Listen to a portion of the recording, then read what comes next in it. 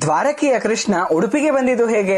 ಕೃಷ್ಣ ದ್ವಾರಕಾಧೀಶನಾದ ನಂತರ ಅವಾಗ ದೇವಕಿ ಮಾತೆಗೆ ವಯಸ್ಸಾಗಿರುತ್ತೆ. ಅವಾಗ ಅವ್ರು ಹೇಳ್ತಾರೆ ಕೃಷ್ಣನಿಗೆ, ನೀನು ಹುಟ್ಟಿದ ಕೂಡ್ಲೆ ಗೋಕುಲಕ್ಕೆ ಹೊರಟು ಹೋದೆ, 11 ವರ್ಷ ಆದ್ಮೇಲೆ ಬಂದೆ, ನಾನು ನಿನ್ನ ಬಾಲ್ಯ ರೂಪವನ್ನ ನೋಡ್ಲೇ ಇಲ್ಲ, ನಿನ್ನ ಬಾಲ ರೂಪವನ್ನ ನೋಡೋದಿಕ್ಕೆ ನನ್ನ ಕಣ್ಣುಗಳು ಹಾತೊರಿತಾ ಇದೆ ಕೃಷ್ಣ ಅಂತ ಹೇಳಿದ ಕೂಡಲೇ ಕೃಷ್ಣ ಅವನ ಬಾಲ ರೂಪವನ್ನ ಧರಿಸಿ ಕೈಯಲ್ಲಿ ಕಡಗೋಲನ್ನ ಹಗ್ಗವನ್ನ ಹಿಡಿದು ತಾಯಿಯ ಆಸೆಯನ್ನ ಈಡೇರಿಸ್ತಾನೆ.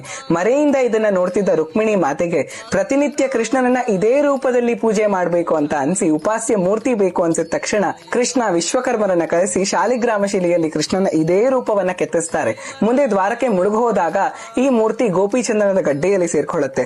ಇವಾಗ ಕಲಿಯುಗದಲ್ಲಿ ಒಬ್ಬ ವ್ಯಾಪಾರಿ ತನ್ನ ಹಡಗಿನ ಬ್ಯಾಲೆನ್ಸ್ ಅನ್ನ ಮೇಂಟೈನ್ ಮಾಡೋದಕ್ಕೆ ಗೋಪಿಚಂದನದ ಗಡ್ಡೆಗಳನ್ನ ಅವನ ಹಡಗಲ್ಲಿ ಇಟ್ಕೊಂಡಿರ್ತಾನೆ. ಉಡುಪಿಯ ಸಮೀಪಕ್ಕೆ ಬಂದಾಗ ಬಿರುಗಾಳಿಯಿಂದ ಇನ್ನೇನು ಹಡಗು ಮುಳುಗೇ ಹೋಗ್ಬೇಕು, ಜನ ಎಲ್ಲ ಸಹಾಯ ಅಂತ ಕೂಕೊಳ್ತಿದ್ದಾರೆ.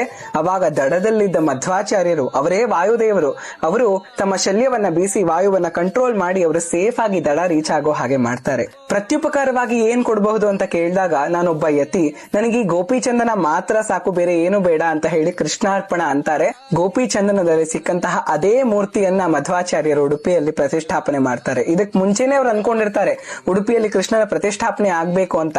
ಅವಾಗ್ಲೇ ಅವರ ಮನಸ್ಸಿಗೆ ಕೃಷ್ಣ ದರ್ಶನ ಕೊಟ್ಟು, ನಾನು ದ್ವಾರಕೆಯಿಂದ ನಿನಗೋಸ್ಕರ ಉಡುಪಿಗೆ ಬರ್ತಾ ಇದ್ದೀನಿ ಅಂತ ಹೇಳ್ತಾರೆ. ಹಾಗೇ ಆಗತ್ತೆ. ಹರೇ ಕೃಷ್ಣ. Download ShareChat.